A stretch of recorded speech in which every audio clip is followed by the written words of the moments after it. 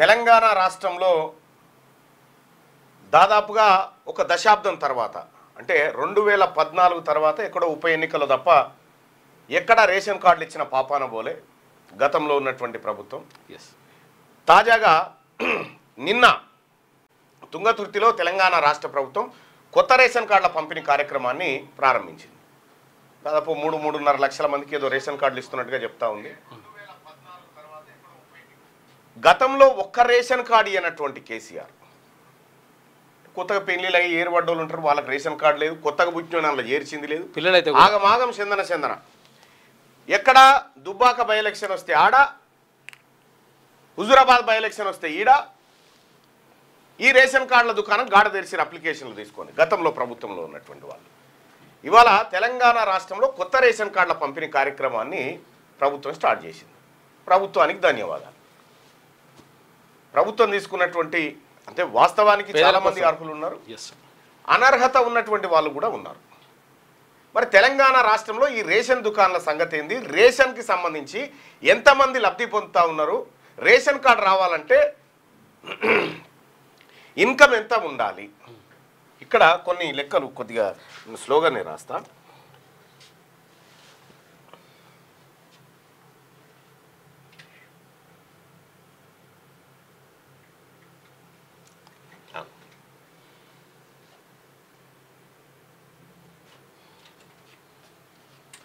Ration card income limit ఎట్లా ఉంటుందంటే the income limit for ration cards in India various by states and types of cards but generally households with an annual income 1 lakh are eligible for priority or Antyodaya Anna Yojana cards. Some states have increased this limit particularly for rural and urban area. ఇక్కడ చూసుకుంటే ఓ 2.5 లక్షలు వేసుకో, ఒక 2.5 లక్షలు వేసుకో annual income వచ్చేసి. తెలంగాణ చూద్దాం, తెలంగాణలో ఎంత ఉంది, 2 లక్షల రూపాయలు. అంటే మనకు రూరల్ ఏరియాలో వచ్చేసి 1,50,000 రూపాయలు, అర్బన్ ఏరియాలో వచ్చేసి 2 లక్షల రూపాయల వార్షిక ఆదాయం ఆ కుటుంబానికి ఉంటే, అంతకంటే లోపు ఉంటే గ్రామాల్లో 1,50,000, సిటీలో అయితే 2 లక్షలు, 2 లక్షలు ఆ లోపల ఉండాలి ఉంటే దానికి ఎలిజిబిలిటీ ఉంటుంది రేషన్ కార్డులకి. ఇక్కడ మనం గమనించాల్సినటువంటి విషయం ఏంటంటే రాయ్ ఇన్కమ్ లిమిట్ రేషన్ కార్డు కోసం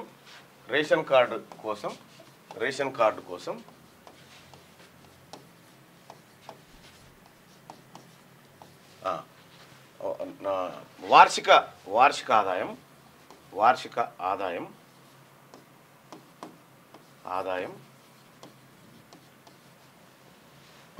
గ్రామీణ ప్రాంతంలో గ్రామీణ అని రాసి గ్రామీణ 1.5 లక్ష 1.5 లక్షలు, పట్టణ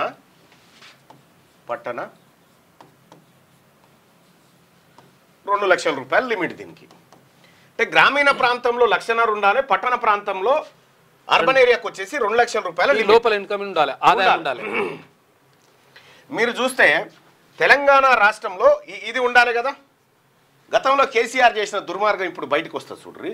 కేసీఆర్ ప్రభుత్వం చేసిన దుర్మార్గం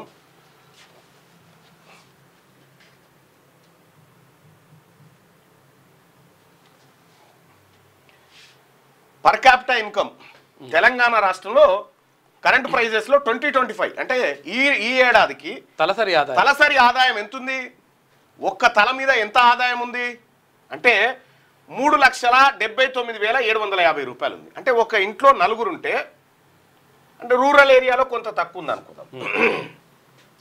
ఎంత తీసుకున్నా కూడా ఆఖరికి వికారాబాద్ జిల్లాలో పర్ క్యాపిటా 1,80,000 చూపిస్తూ ఉంది. ఒక ఇంట్లో 4 ఉంటే దాదాపుగా అది 6 లక్షల చిల్లరకు పోతుంది, 6,40,000 రూపాయలు అట్లా అవుతుంది ఒక ఇంట్లో 4 అనుకుంటే. 6,40,000 రూపాయలు ఒక కుటుంబానికి ఆదాయం ఉన్నప్పుడు వాళ్ళు ఎలిజిబుల్ కాదు కదా రేషన్ కార్డులకి. ఇది కుటుంబం మొత్తం ఆదాయం, కుటుంబం మొత్తం ఆదాయం. ఇక్కడ పర్ క్యాపిటా ఇన్కమ్ వచ్చేసి గతంలో కేసీఆర్ గారు పర్ క్యాపిటా ఇన్కమ్ లో మనం నెంబర్ 1 ఉన్నామని చెప్పి చెప్తా ఉన్నాడు కదా. పర్ క్యాపిటా ఇన్కమ్ వచ్చేసేమో 3 లక్షల చిల్లర ఉంది. అది వికారాబాద్ కాకుండా టాప్ ఉన్నటువంటి జిల్లాలు తీసుకుంటే ఆ కుటుంబానికి ఏడాదికి 15 లక్షల రూపాయల ఆదాయం ఉందని చెప్పారు. 15 లక్షల రూపాయలు పర్ క్యాపిటా వాళ్ళ మీద ఉందని చెప్పారు. మరి ఈ లెక్కన తెలంగాణ రాష్ట్రంలో ఒక్కరు కూడా రేషన్ కార్డుకు అర్హులు ఉండొద్దు కేసీఆర్ లెక్కల ప్రకారం. మరి ఇప్పుడు తెలంగాణ రాష్ట్ర ప్రభుత్వం కొత్తగా రేషన్ కార్డులు ఇస్తా ఉంది కదా. కొత్తగా రేషన్ కార్డులు ఇస్తా ఉందంటే గతంలో కేసీఆర్ చెప్పిన లెక్కలన్నీ తప్పు అన్నట్టు. అబద్ధం. ముందుకు పోయినాం, అయిపోయింది, బంగారు తెలంగాణ అయిపోయింది. ఇవాళ తెలంగాణ రాష్ట్రంలో ఇంకోటి రాయ్ కింద రాయ్. తెలంగాణ రాష్ట్రంలో రేషన్ కార్డులు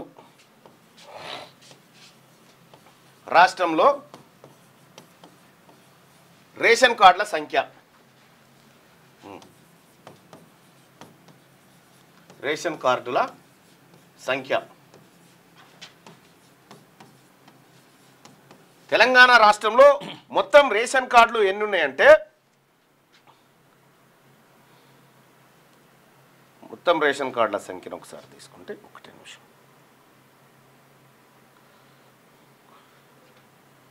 95,56,000 95,56,000. ఇక కొత్తగా నిన్న మొన్న కొన్ని యాడ్ అయినట్టున్నాయి. ఏది నిన్న స్టార్ట్ అయినప్పటి నుంచి 95,56,000 రేషన్ కార్డులు ఉన్నాయి. ఈ 95,56,000 రేషన్ కార్డుల కింద ఎంతమంది కంట్రోల్ బియ్యం తీసుకుంటున్నారు అంటే మొత్తం జనాభా 3,09,00,000. 9 లక్షల ఈడ 0 పెట్టాలి ముంగట 9 ముంగట 0 పెట్టాలి. 3,09,00,000 3,09,30,000 అన్నా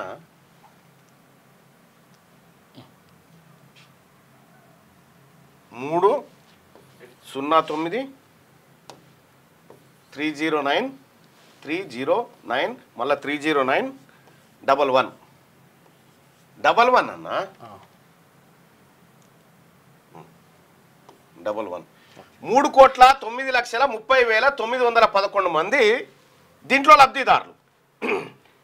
ఎంతమంది? 3,09,30,911 మంది లబ్ధిదారులు ఈ రేషన్ కార్డుల కింద కంట్రోల్ బియ్యం తీసుకుంటా ఉన్నారు తెలంగాణ రాష్ట్రంలో.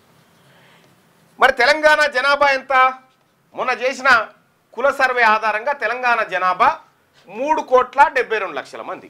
74 అనుకో, 3,74,00,000 మంది వాళ్ళు చెప్పిన లెక్కనే తెలంగాణ పాపులేషన్. ఈ 3,74,00,000లోంచి ఈ 3,09,00,000 తీసేయి.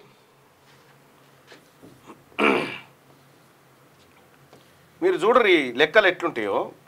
ప్రజలు ముందుకు పోయిర్రా వెనకకు పోయిర్రా అర్థమవుతుంది. 63 లక్షలు ఉంటారు. 65 లక్షలు ఉంటారు. 65 లక్షల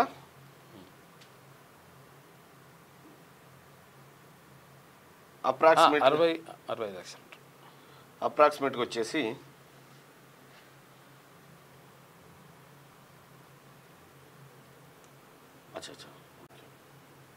3,74,00,000 3,64,69,000 మంది ఉంటారు. అంటే అప్రాక్సిమేట్గా 65 లక్షల మంది ఉంటారు. ఈ 65 లక్షల మందిలో ప్రభుత్వ ఉద్యోగులు రాయ్, ఇంకో ప్లేస్ తీసుకో. ప్రభుత్వ ఉద్యోగులకైతే రేషన్ కార్డు ఉండదు కదా. ప్రభుత్వ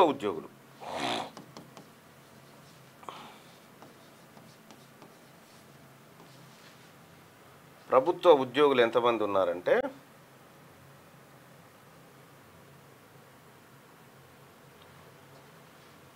3 లక్షల చిల్లర, అంటే దాదాపుగా ఒక్క నిమిషం మొత్తం 8 లక్షల దాకా ఉంటారు. చెప్తా.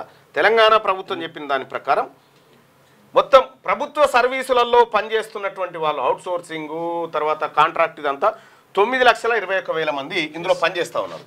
అయితే అవుట్సోర్సింగ్ వాళ్ళకు కూడా రేషన్ కార్డులు ఉన్నాయనుకుందాం. 9,21,000 మంది 2021 జూన్ నాటికి లెక్క ఇది. ఈ నెల వరకు వచ్చేసి 8 లక్షల లెక్క చూపిస్తా ఉన్నారు. 8 లక్షలే తీసుకో. 8 లక్షల మంది ఉద్యోగులు ఉన్నట్టుగా చూపిస్తా ఉన్నారు. అందులో ప్రభుత్వ ఉద్యోగులు 3,25,982 మంది ఇందులో ఉన్నారు.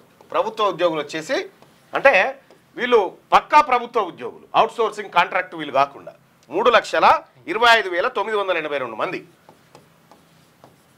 982 మంది వీళ్ళు ప్రభుత్వ ఉద్యోగులు. ఇక పెన్షనర్స్ ఉంటారు కదా, పెన్షనర్స్ 2,41,068, 2,41,068 ఇంతమంది పెన్షనర్లు ఉన్నారు.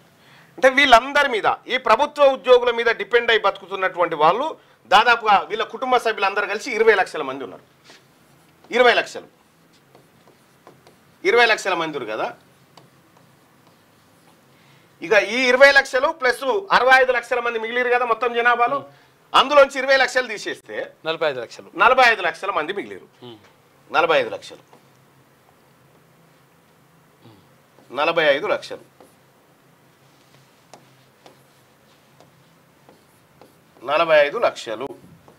45 లక్షల మంది మాత్రమే అంతో ఇంతో పైసలు ఉన్నాయన్నట్టు. అంతో ఇంతో వీళ్ళ దగ్గర, అంటే తెలంగాణ రాష్ట్రంలో ఉన్నటువంటి ప్రజలలో 80.5 రైట్ 80.5% మంది కంట్రోల్ బియ్యం తింటారు అన్నట్టు. 80.5% మంది. రాష్ట్ర ప్రభుత్వం కూడా ఓసారి ఇది ఆలోచించాలి. గతంలో తెలంగాణ రాష్ట్రం వచ్చిన తర్వాత పేదలు పెరిగిర్రా తగ్గిర్రా? దీనికి కారణం ఎవరు?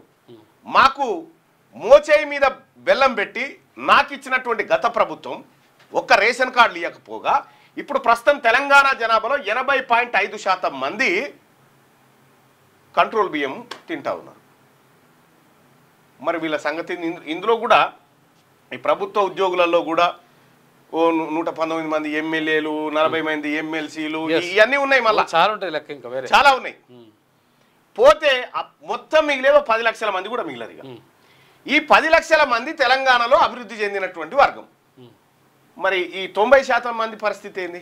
దారిద్ర్య రేఖకు ఎగువ ఉన్న వాళ్ళు. గతంలో కేసీఆర్ చెప్పిన పర్ క్యాపిటా ఇన్కమ్ కరెక్టా? ఇప్పుడు 90% మంది. ఇప్పుడు ఎంతమంది తీసుకుంటా ఉన్నారు లబ్ధిదారులు? అంటే 3,09,30,911 మంది కంట్రోల్ బియ్యం తీసుకుంటున్నారు తెలంగాణ రాష్ట్రంలో. మరి నిజంగా తెలంగాణ రాష్ట్రంలో ప్రజల బ్రతుకులు మారితే రేషన్ కార్డుల సంఖ్య తగ్గాలి కదా, పెరుగుతుంది ఎందుకు? అంటే ఇక్కడ ఓట్ల రాజకీయం ఉంటుంది అన్నట్టు. ఓట్ల కోసం జరిగేటువంటి రాజకీయం. వాస్తవమైనటువంటి లబ్ధిదారులు చాలా ఇప్పుడు సన్నబియ్యం ఇచ్చి తింటున్నారు. కానీ గతంలో ఈ దొడ్డు బియ్యం ఇచ్చినప్పుడు చక్కగా సేట్లు వచ్చి కొనుక్కపోతుండే, ఊర్లలో తిరిగి బస్తాలకు బస్తాలు ఎత్తుకొని పోతుండే, బయటి రాష్ట్రాలకు అమ్ముతా ఉండే. మరి ఇప్పుడు తెలంగాణ రాష్ట్రం వెనుకకు పోయిందా ముంగడి పోయిందా? తెలంగాణ రాష్ట్రం వెనుకకు పోయిందా ముంగడి పోయిందా? ఈ ప్రభుత్వంలో ఉన్నటువంటి వాళ్ళు గత ప్రభుత్వ పెద్దలు ఆలోచన చేసుకొని చెప్పాలి. గతంలో పరిస్థితి అట్లా ఉండే. అంటే మన లెక్కలలోనే ప్రభుత్వం చెప్పేటువంటి లెక్కలలో ప్రభుత్వం ఇచ్చేటువంటి ఆ డాటా సంపూర్ణంగా తప్పు అనేది ఈ లెక్కల ద్వారా బయటపడతా ఉంది మనకు. అసలు 80.5% మందికి 2 లక్షల లోపే ఇన్కమ్ ఉంది ఈ లెక్కన. దీన్ని బట్టి అంచనా చేస్తే మన జిఎస్డిపి ఎంత, మన పర్ క్యాపిటా ఎంత ఇక్కడ తేలిపోతుంది లెక్క. అంటే ప్రభుత్వాలు చట్టసభలో పెట్టేటువంటి లెక్కలన్నీ కేవలం కాగితాల లెక్కలు మాత్రమే అనేది స్పష్టంగా అర్థమవుతా ఉంది. అంటే పైసలు మొత్తం కొంతమంది చేతుల్లోనే ఉన్నాయని అర్థంగా కొంతమంది చేతిలో ఉన్నాయి కాబట్టి అందరికి వంచితే కదా ఇప్పుడు అంత ఎక్కువ ఇన్కమ్ కనిపిస్తుంది. అది కొంతమంది కోట్లు కొంతమంది దగ్గరనే ఉన్నాయి. ఇప్పుడు మార్నింగ్ న్యూస్ చూస్తున్నటువంటి మిత్రులారా, గతంలో కంట్రోల్ బియ్యము ఎక్కువ మంది తినకపోతుండే. నేను ఒక సూచన చేసిన, ఈ కంట్రోల్ బియ్యం ఇచ్చే కంటే బదులు నువ్వు ఏదైతే ఒక ఇంట్లో 4 ఉన్నోళ్ళకు 20 కిలోలు ఇస్తావు, దానికోసం కేంద్ర ప్రభుత్వం ఎక్కువ ఖర్చు పెడుతుంది. కేంద్ర ప్రభుత్వం 90% నిధులు కేంద్ర ప్రభుత్వం, రాష్ట్ర ప్రభుత్వం 1.5 ఖర్చు పెట్టి ఇస్తా ఉంది. సరే, దానికి రవాణా ఛార్జీలు అవన్నీ ఉంటాయి. నేరుగా లబ్ధిదారునికే 40 రూపాయలు కిలో ఖర్చు పెడుతున్నప్పుడు 800 రూపాయలు లబ్ధిదారునికి ఇస్తే ఖాతాలో వేసేస్తే చాలా అద్భుతమైన బియ్యం కొనుక్కోగలరు. అవును. దీంతో ఆయనకు అవసరం వచ్చిన బియ్యం కొనుక్కుంటాడు, అన్నీ కొనుక్కుంటారు. ఇక్కడ రెండో విషయం ఏంటంటే ఇక్కడ ఈ బియ్యం దొంగలు కథమైపోతారు, ఈ అవినీతి కథమైపోతుంది, అన్ని కథమైపోతుంది. రేషన్ కార్డులో బియ్యం ఇచ్చే కంటే ముందు ఈ కార్యక్రమాన్ని చేస్తే గనక ప్రజలకు మంచి జరుగుతుంది. వాళ్ళకి నచ్చింది కొనుక్కుంటారు. వాళ్ళు ఏముంది రైట్గా మార్నింగ్ న్యూస్లోకి వెళ్దాం. మార్నింగ్ న్యూస్లోకి వెళ్తే ముందుగా ఈనాడు దినపత్రికకు సంబంధించినటువంటి హైకోర్టు సీజేగా జస్టిస్ అపరేష్ కుమార్ సింగ్ నియామకానికి రాష్ట్రపతి ఆమోదం. త్రిపుర నుంచి బదిలీ చేస్తూ కేంద్ర న్యాయశాఖ ఉత్తర్వులు జారీ చేసింది. హైకోర్టు ప్రధాన న్యాయమూర్తిగా జస్టిస్ అపరేష్ కుమార్ సింగ్ నియమితులయ్యారు. మే 26న సుప్రీంకోర్టు కొలీజియం చేసిన సిఫార్సులకు రాష్ట్రపతి ఆమోద ముద్ర వేయడంతో ఆయనను హైకోర్టు సీజేగా ఇక్కడికి తీసుకొస్తా ఉన్నారట.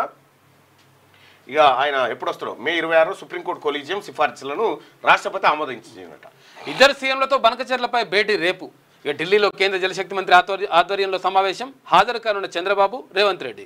రైట్. గోదావరి బనకచర్ల ప్రాజెక్టు విషయమై ఆంధ్రప్రదేశ్, తెలంగాణ రాష్ట్రాల ముఖ్యమంత్రులు చంద్రబాబు నాయుడు, రేవంత్ రెడ్డితో కేంద్ర జలశక్తి శాఖ మంత్రి సిఆర్ పాటిల్ ఈ నెల 16న సమావేశం కానున్నారు. ఈ మేరకు జలశక్తి శాఖ ఇరు రాష్ట్రాల సీఎంల కార్యాలయాలు సిఎస్లకు సమాచారం పంపించింది. ఢిల్లీలోని జలశక్తి శాఖ ప్రధాన కార్యాలయం శ్రమశక్తి భవన్లో మధ్యాహ్నం 2:30 సమావేశం జరగబోతా ఉందట. ఇదిట్లుంటే మరో ఏడాదిలోపు 1,00,000 ఉద్యోగాల భర్తీ. కాళేశ్వరంపై ఎక్కడైనా చర్చకు సిద్ధం. మరో ఏడాదిలోపు 1,00,000 ఉద్యోగాల భర్తీ కంటే ముందు ఇక్కడ మీరు 42% రిజర్వేషన్ పొలిటికల్ ఏది లోకల్ బాడీ ఎన్నికల కోసం ఆర్డినెన్స్ అనే మాట చెప్తున్నారు. అది ఎంతవరకు వెళ్తుంది ఏం కథ అనేది మీకు కూడా తెలుసు. కానీ ఇక్కడ విద్యా ఉద్యోగాల విషయంలో మరి నువ్వు 1,00,000 ఉద్యోగాలు భర్తీ చేసుకుంటూ పోతే 42% ఉద్యోగాలు బీసీలకు రావాల్సిన ఉద్యోగాలు ఎందుకు మరి ఈడ నిర్ణయం తీసుకుంటలేరు? దీనికి కూడా చేయాలి కదా. ఇప్పుడు మాకు ఉద్యోగాలన్నీ భర్తీ చేసినాక మాకు రిజర్వేషన్ ఇచ్చి మేమేం చేసుకుంటాం? దాంతో అయిపోయినాక ఫిల్ అయిపోయినాక 1 కోటి మంది మహిళలను కోటీశ్వరులను చేస్తాం. సీఎం రేవంత్ 1 కోటి మంది మహిళలు కోటీశ్వరులు అయ్యారంటే తెల్ల రేషన్ కార్డులు అన్ని పోయినట్టే అంతే, ఇంకేముంటుంది మరి? సీఎం రేవంత్ రెడ్డి స్పష్టీకరణ. తిరుమలగిరిలో కొత్త రేషన్ కార్డుల పంపిణీ. 10 ఏళ్లు అధికారంలో ఉన్న తుంగతుర్తి గోదావరి నీళ్లు ఎందుకు తేలేదని భరాసాకు ప్రశ్న. అయ్యో, తుంగతుర్తి గోదావరి నీళ్లు తేలేదంటారు ముఖ్యమంత్రి గారు. గతంలో హరీష్ రావు గారు తుంగతుర్తిలోనే మీటింగ్ పెట్టి కాళేశ్వరం నీళ్లు మొదటి ఫలితం ఎవరికి దక్కుతుందంటే కాళేశ్వరం మొదటి ఫలితం ఎవరికి దక్కుతుందంటే ఈ తుంగతుర్తి ప్రజలకు దక్కుతుంది. ఈ సూర్యాపేట కాళేశ్వరం అనామతం మొగుడు మీదకి వచ్చి తుంగతుర్తి కాడ పడి తుంగతుర్తి పొలాలన్నీ వారినట్టుగా చెప్పిండు ముచ్చట. మళ్ళా కరీంనగర్ పోయి కాళేశ్వరం మొదటి ఫలితం ఎవరికి దక్కుతుంది అంటే కరీంనగర్కే దాక్కుతుంది. సిద్దిపేట కదే చెప్పిండు, ఎక్కడ దుడి ఇదే చెప్పిండు. మీరు రాలేదంటారు. ముఖ్యమంత్రి రేవంత్ రెడ్డి గారు, మీరు ముఖ్యమంత్రి కాకముందుకున్నటువంటి ముఖ్యమంత్రి కేసీఆర్ గారు ఇవాళ సూర్యాపేటకు నీళ్ళు ఎక్కడి తుంగతుర్తికి నీళ్ళు ఎట్లొస్తా ఉన్నాయని చెప్పిండు. మీరు బయట తెప్పించుకొని చూడు, చాలా కామెడీ ఉంటుండే అది. అదే సందర్భంలో కాళేశ్వరం అప్పు ఎప్పుడో తీరిపోయిందని చెప్పిండు. ఎప్పుడో తీరిపోయింది అట్లా. ఆ వీడియో తీరి ఒకసారి. చాలా చెప్పారు ఇట్లా. ఉందా అన్న? అది కాకుండా వేరేది ఉంది. వేరేది ఎందుకన్నా దాని రిలేటెడ్ ఓకే. ఇక్కడ 10 ఏళ్లు అధికారంలో ఉన్న తుంగతుర్తి గోదావరి నీళ్ళు ఎందుకు తేలేదని భరాసాకు ప్రశ్న వేసిందంటే తుంగతుర్తికి నీళ్లు మీకు కనిపించలేదా? నిన్న పోయినప్పుడు నిన్న పచ్చడి పొలాలు, కేసీఆర్ నీళ్లు, కాళేశ్వరం నీళ్ళు కనిపిస్తలేవా మీకు? కనిపించాయి, ఎందుకంటే కళ్ళు ఎత్తికెక్కినాయి కాబట్టి కనిపించాయి. రానున్న సంవత్సర కాలంలో మొత్తం 1,00,000 ప్రభుత్వ ఉద్యోగాలను భర్తీ చేసి 1,00,000 మంది నిరుద్యోగుల కుటుంబాలను ఆత్మగౌరవంతో జీవించేలా ఉజ్వల భవిష్యత్తును అందిస్తామని ముఖ్యమంత్రి రేవంత్ రెడ్డి ప్రకటించారు. సూర్యాపేట జిల్లా తుంగతుర్తి నియోజకవర్గంలోని తిరుమలగిరిలో కొత్త రేషన్ కార్డుల పంపిణీ సందర్భంగా సోమవారం నిర్వహించిన బహిరంగ సభలో ఆయన మాట్లాడారు. భరాసాయంలో ప్రభుత్వ ఉద్యోగాల్లో ఖాళీలు భర్తీ చేయకుండా 10 ఏళ్లు పెండింగ్ లో పెట్టారు. ప్రజాప్రభుత్వం అధికారంలోకి వచ్చిన ఏడాదిలోపే ఎల్బీ స్టేడియంలో 60,000 మందికి ఉద్యోగ నియామక పత్రాలు అందించి దేశంలో రికార్డు సృష్టించింది మా ప్రభుత్వం. 2.5 ఏళ్లు పూర్తి చేసుకునేలోగా మొత్తం 1,00,000 ఉద్యోగాల భర్తీకి ఈ రోజు ఇదే వేదికపై నుంచి మాటిస్తున్నా అంటూ ముఖ్యమంత్రి రేవంత్ రెడ్డి హామీ ఇచ్చారు. అయితే ముఖ్యమంత్రి రేవంత్ రెడ్డి గారు ఫస్ట్ మా 42% రిజర్వేషన్ సంగతి, విద్యా ఉద్యోగాలు, ఆ తర్వాత స్థానిక సంస్థల ఎన్నికల్లో ఇది తేల్చిన తర్వాత మీ 1,00,000 ఉద్యోగాల కాడికి పోతే మా వాళ్ళకు ఉద్యోగాలు వస్తాయి. మాది పడావు పెట్టి మీరు భర్తీ చేసుకుంటూ పోతే మా బతుకులు ఇన్నే ఉంటాయి. రేషన్ కార్డులతో పేదల ముఖంలో సంతోషం. ఆనాడు కొత్త కోడలు వచ్చినా పక్క ఊరికి వెళ్ళిన రేషన్ కార్డులో పేరు వచ్చేది కాదు. ఈ రోజు దాదాపు 26 లక్షల మందికి కొత్తగా పేర్లు వస్తూ ఉన్నాయట. అంటే కొత్త రేషన్ కార్డులు వస్తాయి 26 లక్షలు.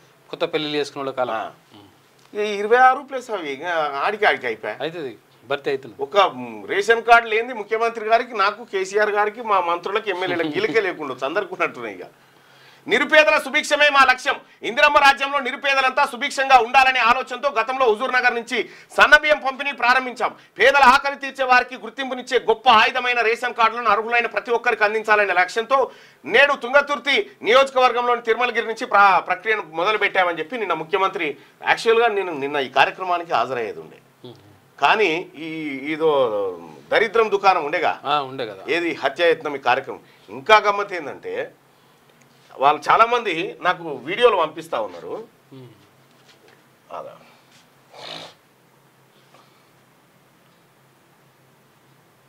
కరెగుట్టరాల మళ్ళీ ఏమైంది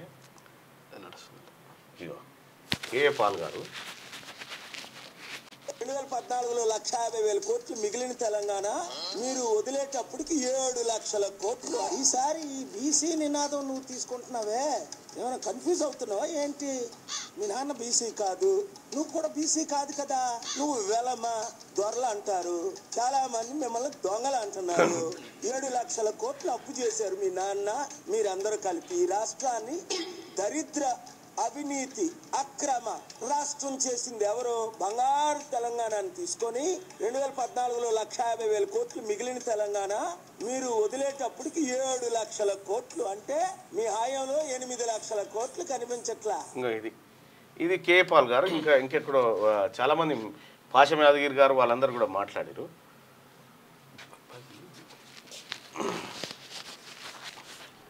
నాకు ఎవరో పంపించారు ఈ కంచం పొత్తు మంచం పొత్తు అనేది.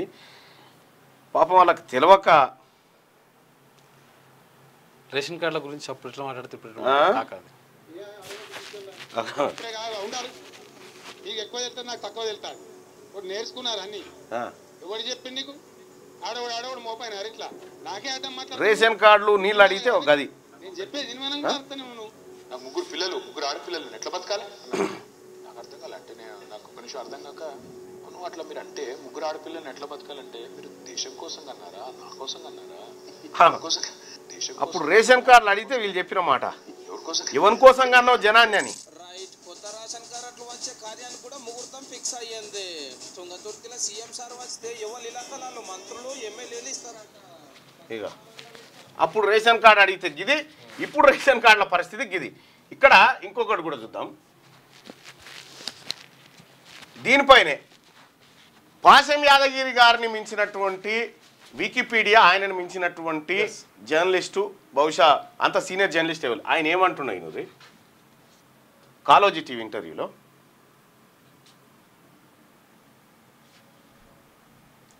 ఏందో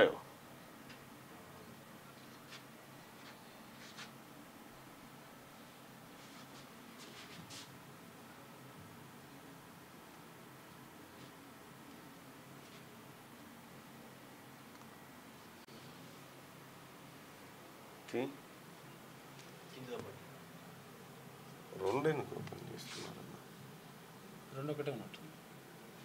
ఒక డిలీట్ అన్న చేయరాదు. ఒక డిలీట్, 2 తిరుగుతున్నాయి.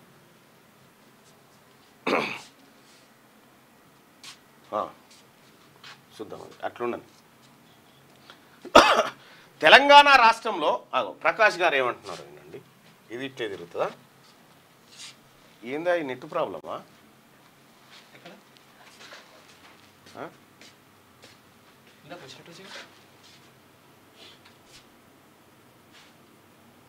అదేం లేదు, స్లో ఉంది నెట్టు.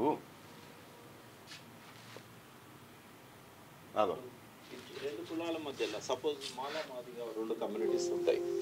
మీరు ఇప్పుడు 2 కులాల మధ్యలో సపోజ్ మాలా మాదిగా 2 కమ్యూనిటీస్ ఉంటాయి. మీరు మాలలో పిల్లనిస్తారా అని అడిగిన అనుకోండి, మాకు కంచం పొత్తు లేదు, మంచం పొత్తు లేదు అని అంటారు. మంచం పొత్తు అంటే మంచాన్ని చూడొద్దు, మంచం పొత్తు అంటే బియ్యాన్ని, పిల్లల్ని ఒకరు చేసుకోవడాన్ని. వైవాహిక సంబంధాలు ఈ వాళ్ళకి పాపం తెలియక నిజంగా మీకు చరిత్రలో పూర్తి అవగాహన ఉంటది కాబట్టి అసలు ఈ వ్యాఖ్యల్లో ఏమైనా తప్పు ఉందా? తప్పు ఉంటే ఏం తప్పు ఉంది ఒకసారి చెప్పగలుగుతారా? ఆయన తప్పు ఇసుకరేణి వద్ద ఇసుకరేణి వద్ద తప్పు, కానీ కల్వకుంట్ల కవిత చేసింది హిమాలయం అంతా అంత పెద్ద తప్పు చేసింది వాళ్ళు దాడి చేయడం. ఆయన అనడం తప్పే కావచ్చు, సామెత అది అందరు అంటారు. అవును, కంచం మంచం అన్నాడు. అవును, కానీ ఊళ్ళో అంటారు అట్లా, అందరు అంటారు. జనరల్ గా ఊర్లలో మాట్లాడుకునేటువంటి ఒక ఏది వైవాహికానికి సంబంధించినటువంటి పెళ్లిళ్ళు ఇచ్చిపుచ్చుకునే కార్యక్రమం, ఆ విషయం ఓకే రైట్. ఇప్పుడు నేనేం చెప్పిన పోనీ కంచం పొత్తు లేదు మంచం పొత్తు లేదని చెప్పిన, అంటే ఏమని చెప్పేది ఉండే ఉన్నదని చెప్పేది ఉండేనా మరి? అట్లా చెప్పేది పెళ్ళిళ్ళు ఇప్పుడు మీ పిల్లలు మాకు మా పిల్లలు మీకు ఇస్తారా? ఉన్నదని చెప్పేది ఉండేనా మరి? అట్లా అందుకే ఎవరన్నా పక్కపొంటి తెలివి కాలను పెట్టుకో, రౌడీలను గూండాలను పెట్టుకుంటే ఇట్లే ఉంటాయి నీ పరిస్థితి. మీకు ఒక షాకింగ్ న్యూస్ చెప్తా, కాసేపట్లో శనార్థి తెలంగాణ పత్రిక కాడికి రాగానే షాకింగ్ న్యూస్ చెప్తా ఏం జరిగింది అనేది. రైట్, నిన్న నేను ఈ కార్యక్రమానికి పోయేది ఉండే, ఈ కార్యక్రమంలో ఇటు బిజీ అయిపోయినా. ఎందుకంటే ప్రజలందరూ నిన్న ఎక్కడికక్కడ ప్రజలు నిరసన తెలియజేసి, ప్రజా సంఘాలు, కుల సంఘాలు, బీసీ సంఘాలు, యువత ఎక్కడికక్కడ నిరసనలు తెలియజేసి, సోమాజిగూడ ప్రెస్ క్లబ్లో చంద్రకుమార్ గారు, జాదల శ్రీనివాస్ గారు, తర్వాత రిటైర్డ్ ఐజీ పూర్ణచంద్రరావు గారు, ఇట్లా సూర్యారావు గారు, వీళ్ళందరూ కూడా కుల సంఘాలు, మేకపోతుల నరేందర్ గారు, వీళ్ళందరూ కూడా కుల సంఘాలన్నీ కూడా కవిత దుశ్చర్య పైన కవిత చేసిన కార్యక్రమాన్ని ముక్త ఖండంతో ఖండించారు. ఎస్, నిన్న జాతర ఉండే ఇక్కడ జనం అంతా వేల మంది వచ్చింది, వేల మంది. నిన్న నేను కూడా గుత్తా సుఖేందర్ రెడ్డి గారిని కలిసి ఫిర్యాదు చేయడం జరిగింది. ఆ తర్వాత డీజీపీ గారిని కలవడం జరిగింది. సిపి గారికి కలుద్దామంటే ఆయన బిజీగా ఉన్నాడు, అంటే నిన్న సీఎం ప్రోగ్రామ్ ఉన్నాడు. అయితే ఈ రకంగా అంటే నేను కవితకు నేను సూచన చేస్తా ఉన్నా, నీ పక్కన ఉండాల్సింది, నువ్వు ఈ పరిస్థితి బాగాలేదు నీకు, మీ నాయన నిన్ను ఎందుకు దూరం పెట్టిండు, మీ అన్న ఎందుకు దూరం పెట్టిండు అనే బ్లాస్టింగ్ న్యూస్ ఇక్కడ ఉంది. నేను ఇప్పుడు చెప్తా ఉన్నా, రాజకీయం చేయి. ఎట్లా చేయాలి రాజకీయము?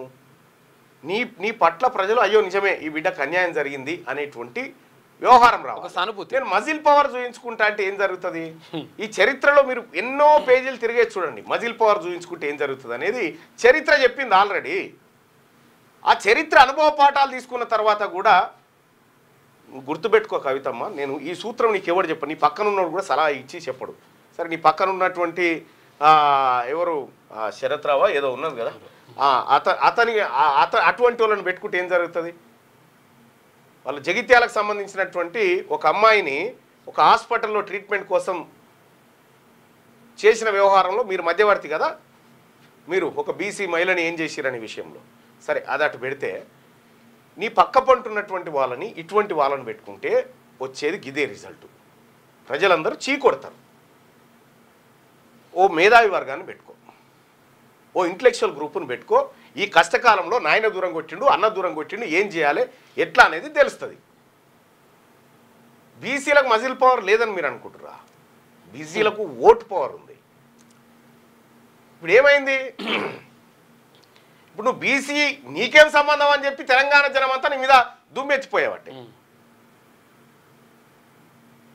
మేము ఖచ్చితంగా చట్టపరంగా మీ మీద ఎట్లా చర్యలు తీసుకోవాలో ఆ విధంగానే ముందుకు పోతాం. మీలాగా మీ ఆఫీసుల మీద మీ ఇండ్ల మీద పడి దాడి చేసేటువంటి ఆలోచన మాకు లేదు, మేము చేయం. చేయగలిగే శక్తి ఉన్నా. రెండోది ఏంటంటే ఈ 2 రోజులు వృధా, ఈ 2-3 రోజులు వృధా. పాపం అక్కడ దెబ్బలు తాకిన వాళ్ళకి కూడా, ఆ అద్దాల బలగొడితే కుచ్చుకపోయిన వాళ్ళు కూడా అందులో చాలామంది బీసీలు ఉన్నట్టు ఇక్కడికి వచ్చినటువంటి సమస్యలు చెప్పుకోవడానికి వచ్చినటువంటి వాళ్ళకి అద్దాలు దిగి ఇట్లా బ్లడ్ అంతా రక్తం కాదు, ఇట్లా చాలా జరిగినాయి. నిజంగా నీవు నాతోని ఫోన్ చేసి మళ్ళా నాకు ఇట్లా అనుడు కరెక్టేనా అంటే నేనే చెప్తుంటే, కాదు కవితక్క దీని కథ గిట్లుంటుంది, దీని కథ ఇట్లుంటుంది అని నేనే చెప్తుంటే, నువ్వు ఈ చిల్లర మల్లర గ్యాంగులను పంపిస్తే ఏమవుతుంది? దీని ద్వారా నీకే డ్యామేజ్ కదా, దాంతో నీకు వచ్చేది లేదు పోయేలేదు. నువ్వు ఏదో అనుకున్నావు, వ్యవహారం ఏదో జరిగింది. నిజంగా నువ్వు కంప్లైంట్ చేసేది ఉంటే ఈ రక్తపాతము, ఈ ఫైరింగ్ ఇదంతా చూసిన తర్వాత నువ్వు కంప్లైంట్కి పోయినావు చూడు, అప్పుడు నీ కథ అర్థమైంది జనానికి. అది బంద్ చేయి, మంచిది కాదు. నాకు కూడా ఈ బీసీ ఉద్యమం పని ఉంది. ఇప్పుడు నీతోని ముచ్చట పెట్టుకొని నీతోని పంచాయతీ పెట్టుకునే పరిస్థితులు లేను, టైం లేదంతా. రైట్గా రామోజీ ఫిలిం సిటీ ఓ యూనిక్ స్టూడియో తెలంగాణలో ఉండడం గర్వకారణం. భవిష్యత్తులో హాలీవుడ్ సినిమాల చిత్రీకరణలు ఇక్కడే. ముఖ్యమంత్రి రేవంత్ రెడ్డి ఉద్ఘాటన. ఆర్ఎఫ్సిలో శ్రీమద్ భాగవతం పార్ట్ 1 చిత్రీకరణ ప్రారంభమైందట. శ్రీమద్ భాగవతం అనేది తీస్తూ ఉన్నారట. ఇక రూపాయలు 800 కోట్ల భూమికి ఎసరు సర్కార్ జాగాకు నగిలి పొసెషన్ సర్టిఫికేట్లు ధ్రువపత్రాలు సృష్టించిన దళారులు. పట్టాలు ఇప్పిస్తామంటూ రూపాయలు కోట్ల అడ్వాన్స్ల వసూలు. ఆ భూమిని ప్రభుత్వం గోశాల కేటాయించడంతో అక్రమం వెలుగులోకి వచ్చిందట. ఇగో ప్రభుత్వ భూమికి నకిలీ పొజిషన్ సర్టిఫికేట్లు సృష్టించి ధ్రువపత్రాలు సృష్టించి దళారులు ఇగో ఈ దందా చేస్తా ఉన్నారట. 800 కోట్ల రూపాయల విలువైన భూమి ఎన్కపల్లి దగ్గర, ఎన్కపల్లి మొయినాబాద్ మండలం. అది 800 కోట్ల రూపాయల విలువైన సర్కార్ భూమి. ఏకంగా దానికే దళారులు ఎసరు పెట్టారు. యాజమాన్య హక్కులు కల్పిస్తామంటూ హైదరాబాద్కు చెందిన పలువురు నుంచి కోట్లు వసూలు చేశారు. ఆ భూమిని ప్రభుత్వం అధునాతన గోశాల నిర్మాణానికి ఎంపిక చేసింది. దీంతో ఇన్నాళ్లుగా తెర వెనుక సాగిన అక్రమం వెలుగులోకి వచ్చింది. రంగారెడ్డి జిల్లా మొయినాబాద్ పురపాలిక పరిధిలోని ఎన్కేపల్లి సమీపంలో 180 సర్వే నెంబర్లోని సర్కార్ భూమికి యాజమాన్య హక్కులు ఇప్పిస్తామంటూ దళారులు మోసగించినట్టు రెవెన్యూ విచారణలో బయటపడుతోంది. ఇక బీడ్గా ఉండడంతో అక్రమార్కుల కన్ను. మొయినాబాద్ మండలం ఎన్కేపల్లి గ్రామానికి 2 వైపులా ఉస్మాన్ సాగర్, హిమాయత్ సాగర్ ఉంటుందట. ఇక్కడ 800 కోట్ల రూపాయల విలువైన ప్రభుత్వ భూమిని కొట్టేస్తేందుకు దళారులు. ఇది కేసీఆర్ హయాంలో స్టార్ట్ అయిన ముఠా. ఇది ఈ ముఠా అదే. దివికెగిసిన జగదేక సుందరి ప్రముఖ నటి సరోజాదేవి కన్నుమూత. చిన్ననాడే నటనా రంగంలోకి పలు భాషల్లో 200కు పైగా చిత్రాల్లో నటించిందట. అందాల రాసి అభినవ సరస్వతి అని చెప్పి సినిమా పేజీలో వేసారు. ఆమె చనిపోయిందట. ఇక కోటా శ్రీనివాసరావు గారు కూడా చనిపోవడం జరిగింది. చాలా అద్భుతమైన నటన ఉంది కోటా శ్రీనివాసరావు గారు. ఇక గోవా గవర్నర్గా అశోక్ గజపతిరాజు. ఎన్డీఏ భాగస్వామ్య పక్షాల నుంచి తెదేపాకు తొలి అవకాశం. హర్యానా గవర్నర్గా ముగిసిన దత్తాత్రేయ పదవీ కాలం. ఆ స్థానంలో ఆసిమ్ కుమార్ ఘోష్, లద్దాఖ్ ఎల్జీగా కవీందర్ గుప్తా అంట. తెలుగు రాష్ట్రాల నుంచి ఒక ఆయన దిగిండు, ఇంకొక ఆయన ఎక్కిండు. సో హర్యానా గవర్నర్గా ముగిసిన దత్తాత్రేయ పదవీ కాలం. కొత్త గవర్నర్గా అంటే గోవా గవర్నర్గా అశోక్ గజపతిరాజు నియామకం. ఇక భోగిలో కిక్కిరిసిన ప్రయాణికుల దృశ్యాలే నమోదయ్యాయి సార్. రాయల్ ఇంజన్ భోగిలో సీసీ కెమెరాలట. జనాల గుండెలే కనిపిస్తున్నాయి. ఇంకా తిరుపతి నుంచి వచ్చేటువంటి రైల్లో సీసీ కెమెరా చూస్తే ఏముండదు, మొత్తం గుండ్లు కనిపిస్తాయి. స్వామివారి దర్శనానికి పోయి వస్తుంటారు కదా. వెలుగు దినపత్రిక. రాష్ట్ర హైకోర్టు సీజేగా అపరేష్ కుమార్ సింగ్. మొత్తం 9 రాష్ట్రాల సీజేల నియామకానికి రాష్ట్రపతి ఆమోదం. తెలంగాణ హైకోర్టు ప్రధాన న్యాయమూర్తిగా జస్టిస్ అపరేష్ కుమార్ సింగ్ నియమితులయ్యారు. ప్రస్తుతం త్రిపుర హైకోర్టు సీజేగా పనిచేస్తున్న ఆయన బదిలీపై రాష్ట్ర హైకోర్టుకు వస్తున్నారు. 5 రాష్ట్రాల హైకోర్టులకు సీజేల నియామకం, 4 రాష్ట్రాల హైకోర్టులో సీజేల బదిలీలకు రాష్ట్రపతి ద్రౌపది ముర్ము సోమవారం ఆమోద ముద్ర వేశారు. మొత్తం 9 రాష్ట్రాల్లో సీజేల నియామకం, బదిలీలకు సంబంధించి సుప్రీంకోర్టు కొలీజియం చేసిన సిఫార్సులకు రాష్ట్రపతి ఆమోదం తెలిపినట్లు కేంద్ర న్యాయశాఖ మంత్రి అర్జున్ రామ్ మేఘ్వాలా ఎక్స్ వేదికగా వెల్లడించారు. సీజేల నియామకాలపై ఉత్తర్వులను జారీ చేసినట్టుగా తెలిపారు. కొత్త సీజే రాబోతా ఉండు. ఇగో ఇది 100% కరెక్ట్. ఇది సంగమేశ్వరం నుంచి బనకచర్ల దాకా కృష్ణా జలాలపై V6 వెలుగు పోరాటం చేసింది. నీళ్లు, నిధులు, నియామకాలు ఇవే తెలంగాణ ఉద్యమానికి ఊపిరిగా మారిన ఆశయాలు. ఇదే లక్ష్యంతో ఉద్యమానికి, ఉద్యమకారులకు వేదికగా నిలిచింది V6 ఛానల్. తెలంగాణ సాకారమైన తర్వాత ఇవే అంశాల ఆధారంగా ఆకాంక్షల సాధనకు వేదికగా నిలిచింది. V6 వెలుగు మీడియా ప్రధానంగా పొరుగు రాష్ట్రంతో ముడిపడిన నీళ్ల సమస్యపై బలంగా గలం వినిపించింది. నాటి సంగమేశ్వరం నుంచి నేటి బనకచర్ల దాకా మనకు జరుగుతున్న నష్టం గురించి ముందు నుంచే పాలకుల ముందుంచింది. పాలకులు పట్టించుకోకున్నా, వినిపించుకోకున్నా వారు కదిలేదాకా సమస్యలపై ఎలుగెత్తింది. పక్క రాష్ట్రంలో ప్రయోజనాల కోసం కొందరు, అక్కడి నేతలతో సంబంధాల వల్ల మరికొందరు, మన నీళ్ళ హక్కులపై సోయలేక ఇంకొందరు నేతలు, పార్టీలు, మీడియా నోరెత్తని రోజుల నుంచి ఎప్పటికీ మన నీళ్ళ కోసం కొట్లాడే ఒకే ఒక్క తెలంగాణ మీడియా V6. ఇది 100%. ఎందుకంటే సంగమేశ్వరం కడుతున్నారని గతంలో కేసీఆర్ ను హెచ్చరించి సంగమేశ్వరం కుట్రను బయటకు తీసుకొచ్చింది V6 వెలుగే. మన కృష్ణా ప్రాజెక్టులు ఎండుడేనా అని చెప్పి అనేక కథనాలను V6 వెలుగు దినపత్రిక ప్రచారంలో తీసుకొచ్చింది. తెలంగాణ నీళ్ల పట్ల, తెలంగాణ అస్తిత్వం పట్ల V6 కున్న సోయి మిగతా పత్రికలకు లేదు. వాస్తవం. V6 కున్నటువంటి వెలుగుకున్నటువంటి సోయి మిగతా పత్రికలకు లేదు. ఇది 100% 100 మార్కులు వేయాల్సింది. నిబద్ధతతో రాసింది. ఇక సరోజాదేవి ఇక లేరు. ప్రముఖ సినీ నటి సరోజాదేవి 87 సంవత్సరాల నుండి కన్నుమూశారు. అనారోగ్య సమస్యతో బెంగళూరులో ఆమె తుదిశ్వాస విడిచారు. 1938 జనవరి 7న కర్ణాటకలో పుట్టిన ఆమె మహాకవి కాళిదాస చిత్రంతో సినిమాల్లోకి వచ్చారు. సరోజాదేవి 200కు పైగా చిత్రాలు నటించారు. బీసీ రిజర్వేషన్లపై స్పీడప్. నేడు గవర్నర్ వద్దకు ఆర్డినెన్స్ ముసాయిదా. 2018 పంచాయతీరాజ్ చట్టంలోని సెక్షన్ 285 ఏకు సవరణ. ఆర్డినెన్స్ ముసాయిదా రెడీ చేసిన పంచాయతీరాజ్ శాఖ. గవర్నర్ ఆమోదం పొందిన వెంటనే 42% రిజర్వేషన్ల కోసం జీవో. వారం 10 రోజుల్లో బీసీ డెడికేట్ కమిషన్ రిపోర్ట్. ఆ వెంటనే స్థానిక ఎన్నికలకు షెడ్యూల్ విడుదలయ్యే ఛాన్సు. ఇక్కడ ముఖ్యమంత్రి గారు మీ అంతరాత్మకు తెలుసు ఇది ముంగట పడదని, మాలాంటి వాళ్ళందరికీ కూడా తెలిసింది. కానీ మనం చేస్తున్నట్టుగా చేసి ఆఖరికి వాళ్ళ ఇంట్లో పీనుగలో వాళ్ళు చేయనీయలేదని వాళ్ళ మీద నెట్టి మీరు ఎన్నికలకు వస్తా అంటే కుదరదు. మాకు ఇస్తానది Congress party. Congress party 42% reservation ఇస్తా అని చెప్తేనే నేను కాంగ్రెస్ పార్టీలో చేరినా, కులగణన చేస్తా అని చెప్తేనే కాంగ్రెస్ పార్టీలో చేరినా.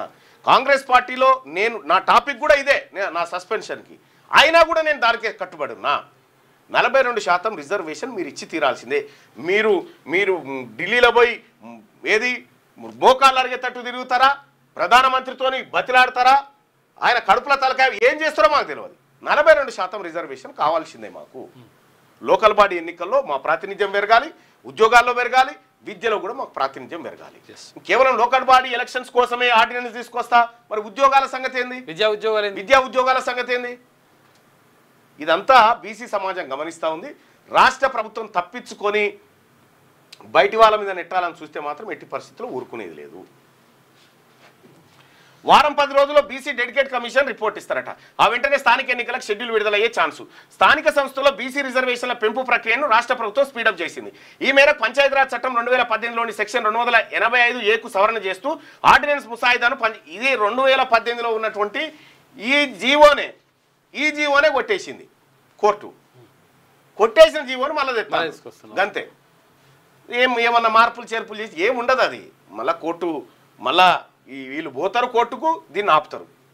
ఇదైతే బరాబరే. వారం రోజుల్లో డెడికేట్ కమిషన్ రిపోర్ట్ ఇస్తుందట. బీసీ మాకు ఒకటైతే క్లియర్, 42% రిజర్వేషన్ విషయంలో ఏమేం చిక్కులున్నాయి, ఎందుకున్నాయి, కారణాలేంది ఇవాళ సెల్ ఫోన్లు చేతిలో పట్టుకున్న ప్రతి ఒక్క పిల్లవాడికి తెలిసిపోయింది. 9th షెడ్యూల్లో పెట్టడం అనివార్యమని ఈ అన్ని అంశాలు తెలుసు. మొన్నటికి మొన్న మహారాష్ట్రలో కొట్టేసింది, అంతకుముందుకు బీహార్లో కొట్టేసింది. మనకున్నటువంటి ఒకే ఒక్క మార్గం 9th షెడ్యూల్లో పెట్టాలనేది మన ముందున్నటువంటి అంశం. ఈ వాస్తవాన్ని ప్రజలకు వివరించి ఎస్ మేము అనుకున్న దాని ప్రకారం రాహుల్ గాంధీ గారు ప్రధానమంత్రిగా ఉండి ఉంటే ఇగో ఈ ప్రక్రియ ద్వారా ఇట్లా జరిగిపోయేది. కానీ మేము ఇది చెప్పకుండా మేము ఇస్తున్నాం అయిపోయింది ఆర్డినెన్స్ అంటే తీరా వచ్చేసరికి ఏం జరుగుతుందో నేను అందుకోసం చెప్పిన ఈ పాలాభిషేకాల బ్యాచ్లు, ఈ బుక్క గులాలు పూసుకునే బ్యాచ్లను ఫోటోలు తీసి పెట్టుకోరి రేపు ఏం జరుగుతుందని చెప్పిన.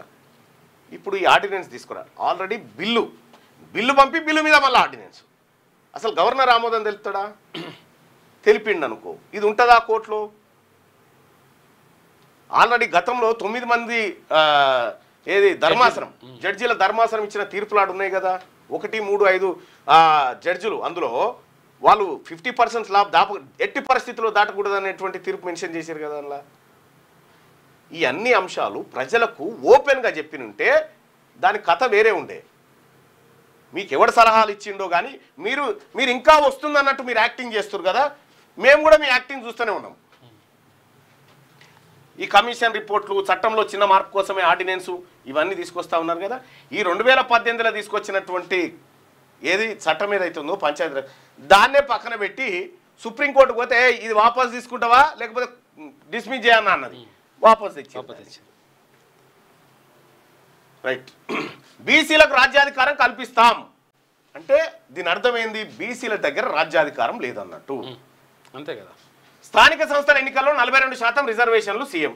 రేషన్ అంటే వాస్తవానికి వచ్చేటట్లేదు రిజర్వేషన్ అంటే కాంగ్రెస్ ఎవడన్నా నమ్ముతాడా? ఓకే, కాబట్టి కాంగ్రెస్ వస్తుందని చెప్పాలి, ఇంకా వస్తుంది. ఇప్పుడు కాంగ్రెస్ కున్న ఒకే ఒక్క ఆశ అధికార పార్టీ అని ఓట్లేస్తారేమో లోకల్ బాడీలో అనేటువంటి ఆశ తప్ప ఇంకొకటి ఏమీ లేదు.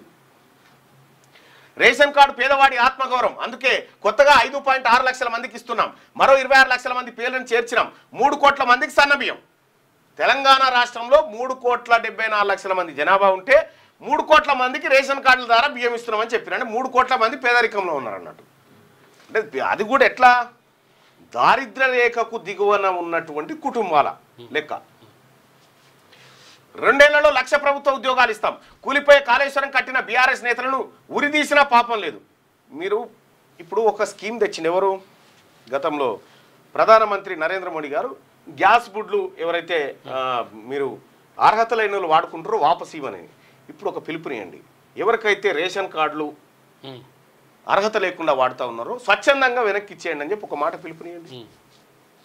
పిలుపునియండి. అయితే ఆ రేషన్ కార్డు తోటి ఇంకో వేరే స్కీమ్లు ముడిపడి ఉన్నాయి కాబట్టి వాళ్ళు ఇస్తలేరు. తీసుకోవాలనే ఉద్దేశం లేదు వాళ్ళకి అసలు యాక్చువల్గా కొంతమందికి. కూలిపోయే కాళేశ్వరం కట్టిన బీఆర్ఎస్ నేతలను ఉరిదీసినా పాపం లేదు. 10 ఏళ్ళు అధికారంలో ఉన్నప్పుడు ఎందుకు గోదావరి నీళ్లు తీసుకురాలేదని ఫైర్.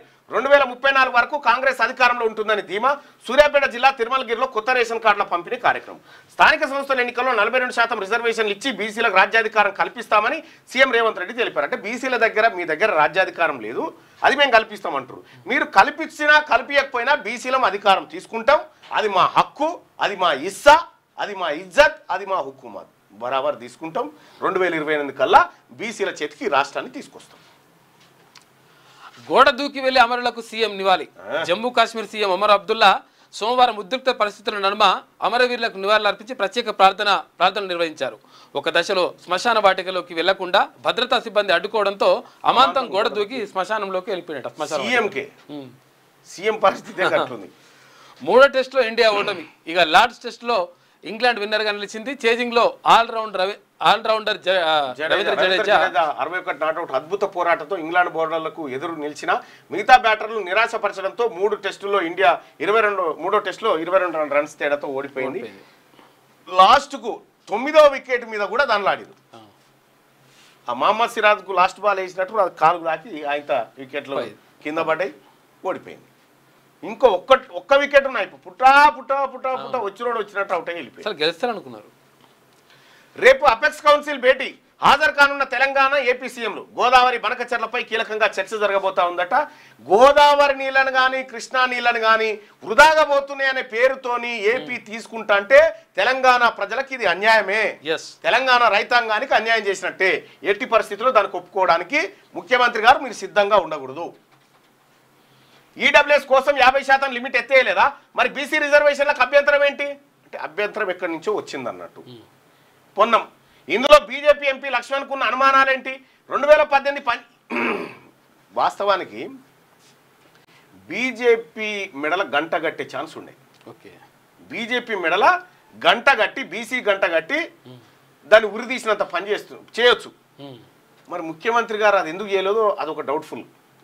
బీజేపీని వాస్తవానికి బీజేపీని డిస్టర్బ్ చేసేటువంటి అస్త్రం మన దగ్గర ఉన్నా కూడా దాన్ని వాడలేకపోయాడు. మరి దాంట్లో ఏందో మరి 2018 పంచాయతీరాజ్ యాక్టును అనుగుణంగానే 42% రిజర్వేషన్లు. బీజేపీ మరి 2018 పంచాయతీరాజ్ యాక్టుకు అనుగుణంగా 42% రిజర్వేషన్లు అంటే మరి మనం బీసీ బిల్లులు ఎందుకు పెట్టినట్టు? మనం బీసీ బిల్లులు పెట్టి ఏందనంటూ దాని అర్థం బట్టిదేనా? ఇక మహిళల పట్ల తీన్మార్మలన్న మాటలు తప్పు అని చెప్తా ఉన్నాడు. అయ్యా పొన్నం ప్రభాకర్ గారు, మీకు సోయి లేకపోతే తెలంగాణ జనానికి సోయి లేదా? మేధావులు కదా వీళ్ళంతా. ఎవరు? ఇగో వీళ్ళు అవగాహన ఉంటది కాబట్టి అసలు ఈ వ్యాఖ్యల్లో ఏమైనా తప్పు ఉందా? తప్పుంటే ఏం తప్పు ఉంది ఒకసారి చెప్పగలుగుతారా? ఆయన తప్పు ఇస్కరేను అంత తీన్మార్మలన్న చేసిన తప్పు ఇస్కరేను అంత తప్పు. కానీ హల్వకుంట్ల కవిత చేసింది హిమాలయ పర్వతాలంతా తప్పు చేసింది. వీళ్ళంతా ఎక్స్పర్ట్సే కదా. సపోజ్ మాలా మాదిగా 2 కమ్యూనిటీస్ ఇక సోయి లేని ఆయన మాకు మంత్రిగా ఉన్నాడు. క్యూనీస్ ఆఫీస్ పై దాడి కూడా తప్పేనని వెళ్ళాడు. అయ్యో ఇంత పెద్ద మాట అంటావా? ఆమె హట్టు కాదా? ఇవాళ భూమిపైకి శుభాన్ శుక్లా మీరు పార్లమెంట్లో కొట్లాడి మీకు అన్యాయం చేసి కేసీఆర్ అన్యాయం చేస్తే తీన్మార్మలనే ఈ స్క్రీన్ మీద వేసి ఎవడరా మా బిడ్డ పొన్నం ప్రభాకర్ కొట్లాడింది ఎట్లా ఇలా అధికారం కోసం మెప్పు కోసం ఇట్లా మాట్లాడు మీకోసం ప్రత్యేక కథనాలు రాసినాం. ఇవాళ భూమిపైకి శుభాన్ శుక్లా సోమవారం మధ్యాహ్నం ఐఎస్ఎస్ స్పేస్ క్రాఫ్ట్ అన్డాకింగ్ అవుతుంది. మంగళవారం మధ్యాహ్నం 3 గంటలకు భూమి మీదకు వస్తాడు. కాలిఫోర్నియా పసిఫిక్ సముద్ర తీరంలో ల్యాండింగ్ అవుతుండు. ఐఎస్ఎస్ నుంచి 22 గంటల ప్రయాణం ఉంటుందంట. వస్తుంది అది లాస్ట్ అది వీడియో కూడా ఉంది. అంటే సందేశం సందేశం ఓకే. అన్డాకింగ్ చేసేది లేదు. ఎంపీటీసీల లెక్క తేలింది. రాష్ట్ర వ్యాప్తంగా 5773 ఎంపీటీసీ స్థానాలు, 71 జీపీలు మున్సిపాలిటీలో విలీనం కావడంతో తగ్గిన 44 స్థానాలు. ఇక్కడ ఉన్న రిజర్వేషన్ పోయింది, బీసీలకు అవకాశాలు పోయినాయి. 31 ఇందులో ఎస్సీలకు ఎస్టీలకు కూడా పోయినాయి. 31 జెడ్పీలు, 566 ఎంపీపీలు, అంతే సంఖ్యలో జెడ్పీటీసీలు. తాజాగా ఇంద్రేశం, జిన్నారం కొత్త మున్సిపాలిటీల ఏర్పాటు, 18 పంచాయతీలు మున్సిపాలిటీ పరిధిలోకి వెళ్తే మరిన్ని ఎంపీటీసీ స్థానాలు దక్కే ఛాన్స్ ఉంది, తగ్గే ఛాన్స్ ఉందట. గోవా గవర్నర్గా అశోక్ గజపతి రాజు ఉత్తర్వులు జారీ చేసిన రాష్ట్రపతి ముర్ము. హర్యానా గవర్నర్గా అసిమ్ కుమార్ ఘోష్. ఇక లడాక్ లెఫ్టినెంట్ గవర్నర్గా కవిందర్ గుప్తా నియామకం. ఇక ఫ్లైట్లో సాంకేతిక లోపం కనిపించలే. 2 పైలట్లు బ్రీత్ అనలైజర్ టెస్టులు పాస్ అయ్యారు. మెడికల్ పరిస్థితి ఇద్దరిది సరిగానే ఉన్నది. Air India CEO Campbell Wilson వెల్లడి. అహ్మదాబాద్ విమాన ప్రమాద నివేదికపై ఆయన స్పందించిందట. క్రాష్ కు పైలటే కారణమా? ఇద్దరిలో ఒకరికి మెడికల్ హిస్టరీ. లాంగ్ లీవ్ తర్వాత విధుల్లోకి ఇది సూసైడ్ ప్రయత్నంలా కనిపిస్తున్నదని ఏవియేషన్ సేఫ్టీ ఎక్స్పర్ట్ సందేహం వ్యక్తం చేస్తా ఉన్నారు. సూసైడ్ చేసుకుంటే బయట చేసుకోవాలి. ఇంతమందిని చంపుతాడు ఎవడన్నా? మన వల్లనే కొత్త రేషన్ కార్డులు ఆనాడు మనం ఇచ్చింటే ఈనాడు వాళ్ళకి అవకాశం వచ్చేది కాదు సార్ అని చెప్పి. వాస్తవమే మరి, వీళ్ళ వల్లనే. రైట్గా ఒకసారి ఆంధ్రజ్యోతిలో ఉన్నటువంటి వార్త. మింటిలోకి రేపంటి రూపం. నిన్నటి తరం అగ్రనటి బి సరోజాదేవి కన్నుమూత. 13 ఏళ్ల వయసులోనే చిత్రసీమలోకి 4 భాషల్లో 200 చిత్రాల్లో అభినయం. చిట్టపట చినుకులు పడుతూ ఉంటే పాటతో అభిమానులు చినుకులు పడుతూ ఉంటే చెలికాడే చింతన ఉంటే చెప్పలేని ఆ హాయి ఎంతో వెచ్చగా ఉంటుందో. రైట్గా రేషన్ కార్డు పేదల ఆత్మగౌరవ ప్రతీక. 5.61 లక్షల కుటుంబాల కొత్త కార్డులు, 3.10 కోట్ల మందికి సన్నబియ్యం. దండగన్న సాగును పండగ చేశాం. రైతుల ప్రతి ధాన్యపు గింజను కొన్నాం. మహిళలను ఆర్టీసీ బస్సుల యజమానులను చేశాం. ప్రభుత్వం ఏర్పాటై 2 ఏళ్ల నాటికి నిరుద్యోగులకు 2 లక్షల ఉద్యోగాలు ఇస్తాం. స్థానిక సంస్థల ఎన్నికల్లో బీసీలకు 42% రిజర్వేషన్ అమలు చేసి తీరుతాం. ఇది నిలబెట్టుకోరు చాలు. ప్రాజెక్టుల నాణ్యత మళ్ళా పార్టీల పరంగా ఇస్తామంటే కుదరది. మాకేమొద్దు. ప్రాజెక్టుల నాణ్యతపై చర్చకు బీఆర్ఎస్ సిద్ధమా? 2034 దాకా కాంగ్రెస్ అధికారంలో ఉంటుందని చెప్పి ముఖ్యమంత్రి గారు అంటా ఉండు. కాంగ్రెస్ అధికారం ఉంటుందా, ఇంకోరు అధికారం ఉంటుందా? ఫస్ట్ ఈ టర్మ్ అయిపోయినాక లెక్క. సూర్యాపేట జిల్లాలో కొత్త రేషన్ కార్డుల పంపిణీ సభలో ముఖ్యమంత్రి రేవంత్ రెడ్డి ఇది తెలంగాణ చరిత్రలో నిలిచిన రోజు అని చెప్పి ఉత్తమ్ కుమార్ రెడ్డి. రేపు తెలుగు రాష్ట్రాల సీఎంల భేటీ. కేంద్ర జలవనరుల మంత్రి పాటిల్ ఆధ్వర్యంలో సమావేశం. బనకచెర్ల సహా ఇరు రాష్ట్రాల ప్రాజెక్టులపై చర్చ. ఇక ఇవాళ ఢిల్లీకి రేవంత్, చంద్రబాబు. తెలంగాణకు దక్కాల్సిన నీటి వాటాపై ఒత్తిడి తీద్దాం. అధికారులతో భేటీలో రేవంత్ రెడ్డి మాట్లాడారు. పార్లమెంట్ వేదికగా బీసీ వాణి. 21 మళ్ళీ ఢిల్లీకి రేవంత్. 3 రోజుల పాటు అక్కడే మకాం. ప్రధానితో భేటీగానున్న సీఎం. నేడు గవర్నర్ వద్దకు బీసీ రిజర్వేషన్ల ఆర్డినెన్స్ పోతా ఉందట. పార్లమెంటు వేదికగా బీసీ వారి. నిజంగా అంటే వార్తాపత్రికలు ఈ విశ్లేషణ అంతా చూస్తూ ఉంటే ఆర్డినెన్సే అద్భుతమయ్యేది. ఆర్డినెన్స్ తో వచ్చేది ఉంటే పార్లమెంట్ వానికి, పార్లమెంట్ బిల్లులు, రాష్ట్రపతి ఇవన్నీ లేవు. ఉన్న వాస్తవం ఏందో జనానికి ఓపెన్ గా చెప్పు.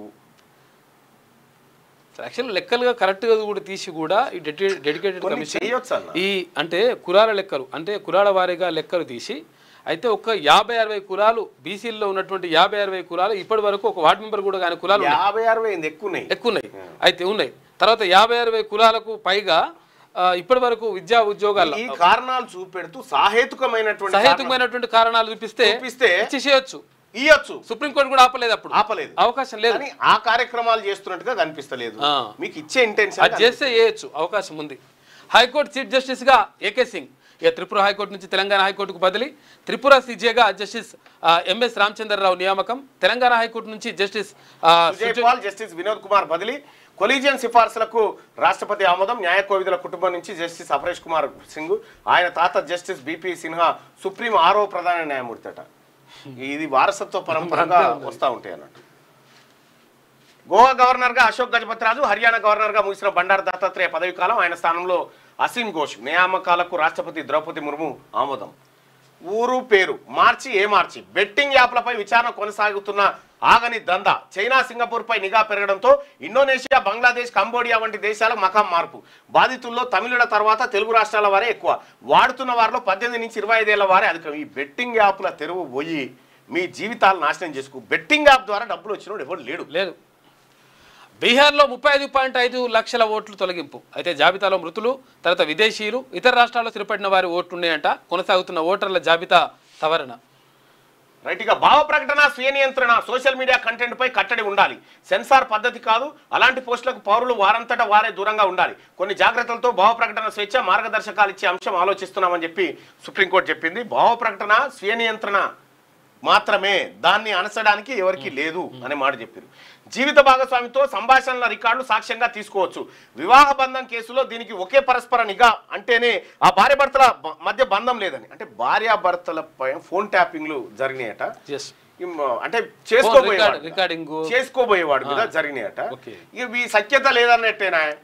నమ్మకం లేకపోతే బంధం ఎక్కడదని సుప్రీంకోర్టు చెప్తున్నమాట. నిమిషాను రక్షించడానికి బ్లడ్ మనీయే దారి. సుప్రీంకోర్టుకు సేవ్ నిమిషా కౌన్సిల్ నివేదన. ఇందులో ప్రభుత్వం చేయగలిగిన తక్కువే, అయినా సాధ్యమైనంత చేస్తున్నామని కేంద్రం. రేపే యెమెన్లో నర్సు నిమిషా ప్రియకు ఊరి అట. అయితే ఇక్కడ భారతదేశానికి చెందినటువంటి నిమిషా అనేటువంటి ఒక యువతి యెమెన్కి వెళ్ళింది. స్పెషల్ చేసిన యెమెన్కి వెళ్ళిన తర్వాత అక్కడ నర్సు అక్కడ వెళ్ళిన తర్వాత ఒక హాస్పిటల్ పెట్టాలనుకుంది. అక్కడ హాస్పిటల్ పెట్టాలనుకున్నా, ఏం చేయాలనుకున్నా, వ్యాపారం వేయాలనుకుంటే అక్కడ వ్యక్తిని పెళ్లి చేసుకోవాలి, లేకపోతే అక్కడ వ్యక్తిని ఎవరితోనైనా ఉండాలన్నమాట. అటువంటి అది ఉంది, ఆ రూల్ ఉంది. దాంతో ఏమైంది, ఒకరిని పెళ్లి చేసుకుందాడ.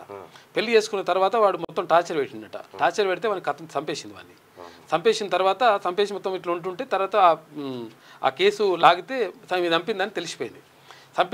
అంటే ఒకసారి సింగపూర్ కూడా మనల్ని చంపిందని తెలిసిపోయిన తర్వాత ఏమైందంటే అసలు యాక్చువల్గా ఆ కోర్టు శిక్షలు విధిస్తుంది 100%. ఇక మరణ శిక్షనే.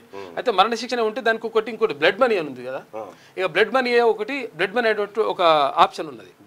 డబ్బు కట్టాలి. అంటే ఈ పరిహారము ఆ కుటుంబానికి ఇస్తే ఆ కుటుంబం ఓకే అన్నదనుకో, ఓకే అంటే ఈ ఉరి శిక్షను రద్దు చేస్తారు.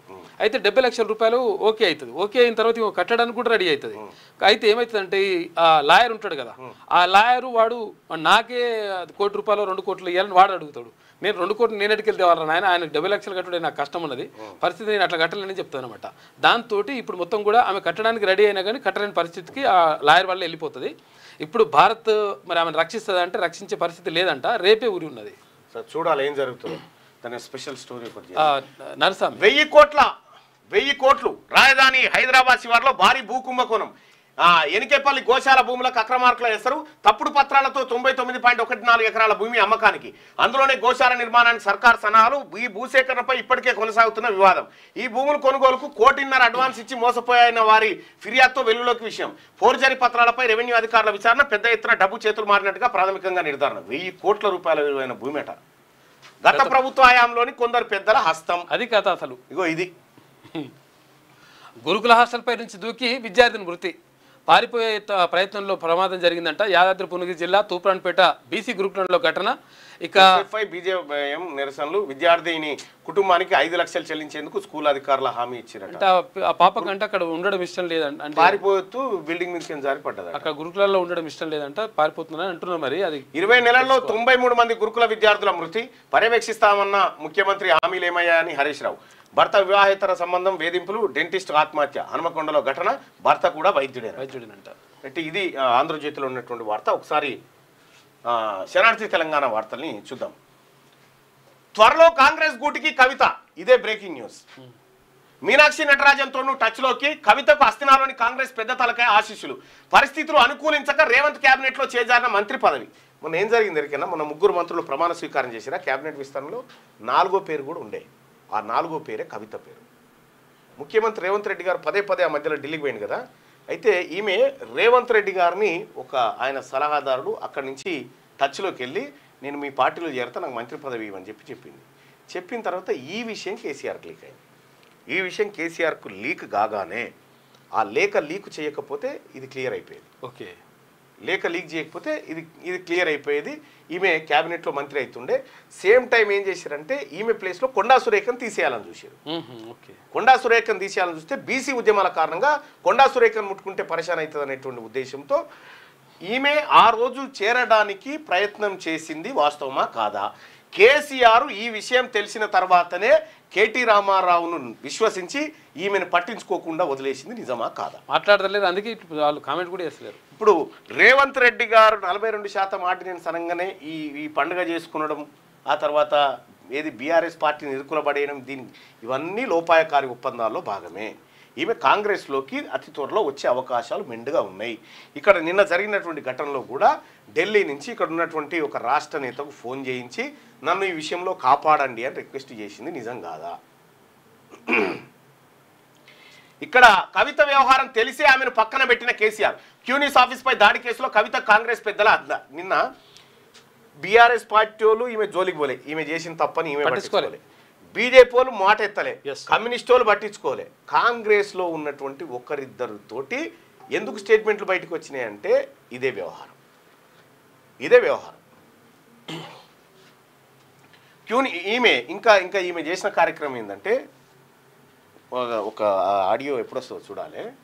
యూట్యూబ్ ఛానళ్ళకు నీకు పైసలు పంపిస్తా, జర ఎట్లన్నా నాకు పాజిటివ్గా చేయాలి, నీకు పైసలు పంపిస్తా పాజిటివ్.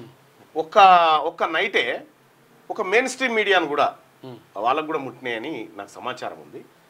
వాళ్ళు డబ్బులు ఒక్క నైటే డబ్బులు యూట్యూబ్ ఛానళ్లకు సోషల్ మీడియా కోసం విపరీతంగా ఖర్చు పెట్టింది తల్లి.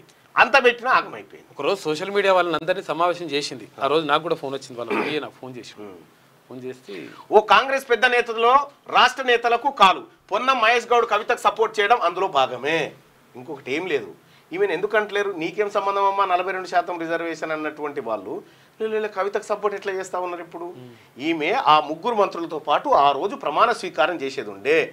చివరి క్షణంలో బీజేపీకి మనం అస్త్రంగా మారుతాము, ఈమె లిక్కర్ కేసులో ఇరికి ఉన్నది అనేటువంటి ఒక్క ఆప్షన్ను అక్కడ అధిష్టానం కూడా పెట్టి పక్కకు తప్పించారు.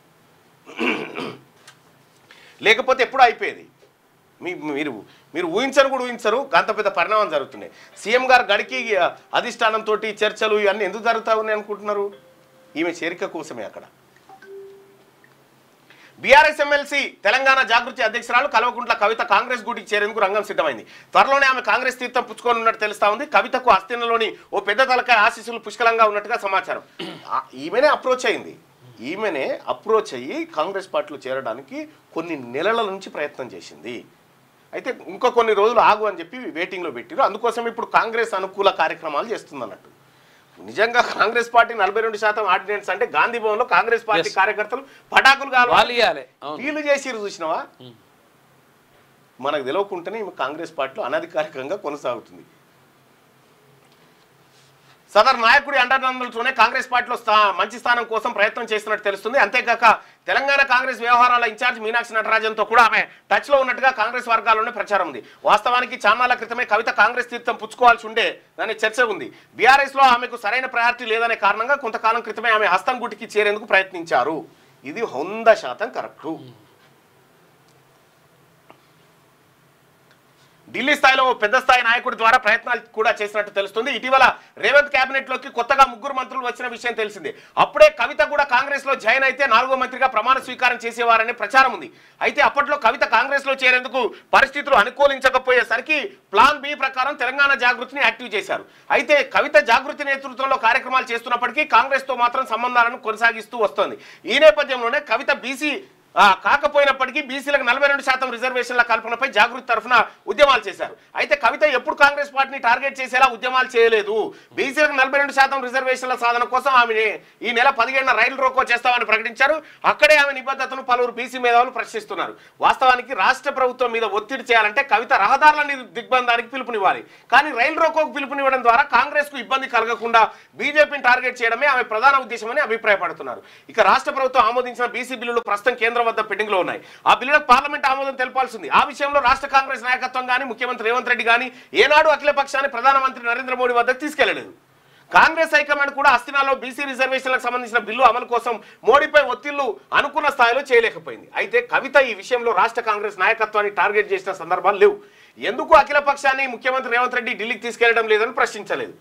అంతేకాక రాష్ట్ర ప్రభుత్వం స్థానిక సంస్థల్లో బీసీలకు 42% రిజర్వేషన్లు కల్పిస్తూ చేసిన ఆర్డినెన్స్ పై మాత్రం కవిత సంబరాలు చేసుకున్నారు. ఇదంతా చూసిన వాళ్ళు ఎవరికైనా కాంగ్రెస్ తో కవితకు చీకటి ఒప్పందం ఉందనే భావించక తప్పదు. ఇప్పుడు కవిత మీద వాళ్ళ నాయన, వాళ్ళ అన్న, వాళ్ళ బావ వీళ్ళందరూ ఎందుకు కోపంగా ఉన్నారంటే ఇది కారణం. ఆమె కాంగ్రెస్ గూటికి రావడానికి విశ్వ ప్రయత్నాలు చేసింది. వాళ్ళు ఆల్మోస్ట్ ఆల్ అక్కడి నుంచి క్లియరెన్స్ అయిన తర్వాత 4 పేర్లు రాసింది అధిష్టానం. 4వ పేరు ఈ మీద కూడా రాసిరు. చివరి క్షణంలో తీసేసారు. చివరి క్షణంలో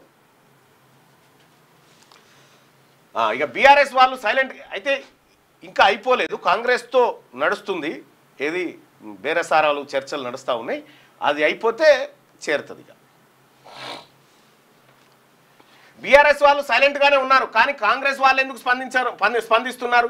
కవిత తప్పని అందరికీ అర్థమైంది, అందుకే ఎవరు రియాక్ట్ కావడం లేదు. కానీ మహేష్ గౌడ్ పొన్నం కవితలకు సపోర్ట్ గా మహేష్ గౌడ్కి, పొన్నం ప్రభాకర్కి వీళ్ళందరికీ కూడా అక్కడి నుంచి ఫోన్ చేయించింది. ఓకే, అక్కడి నుంచి ఫోన్ చేయించి ఈ కార్యక్రమం తీసుకోవాలి అని చెప్పి ఆల్రెడీ ఆ బంధం స్టార్ట్ అయిపోయింది. కాంగ్రెస్కు కవిత గారికి ఉన్నటువంటి బంధం స్టార్ట్ అయిపోయింది. కానీ మహేష్ గౌడ్ పొన్నం కవితకు సపోర్ట్గా మాట్లాడడంలో ఉన్న అంతర్యం ఏంటి?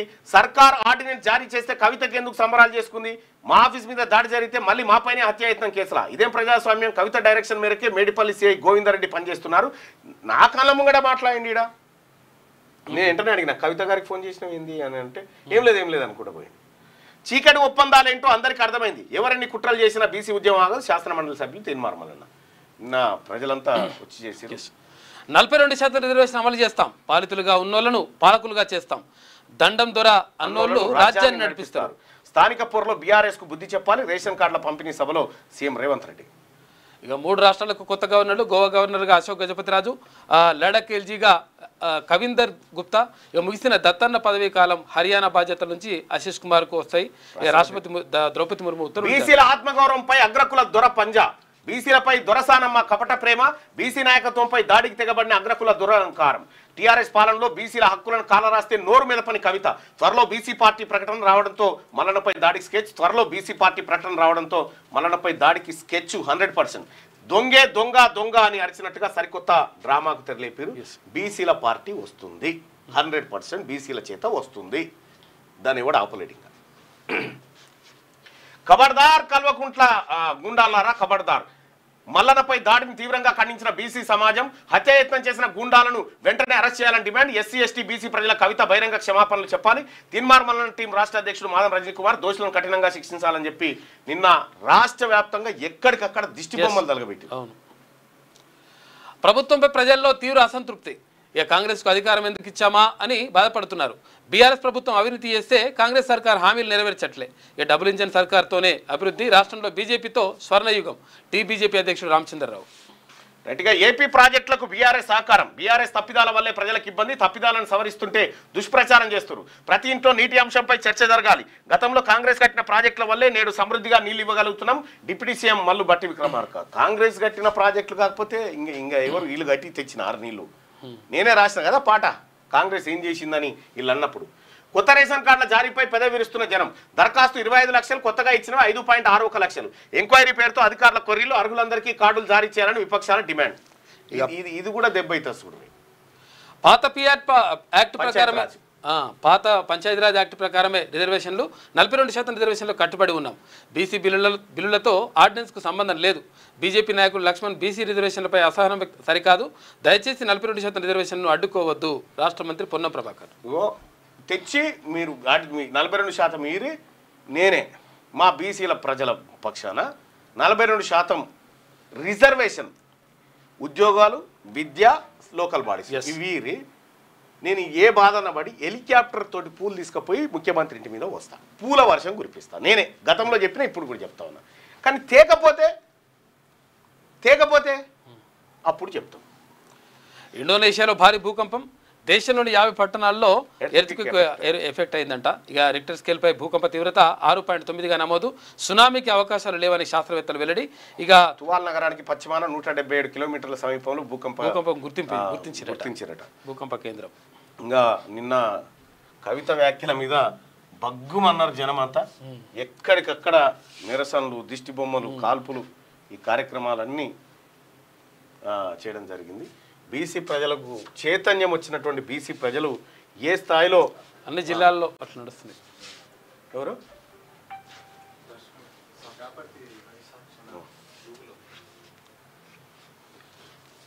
సీనియర్ నటి సరోజాదేవి కన్నుమూత.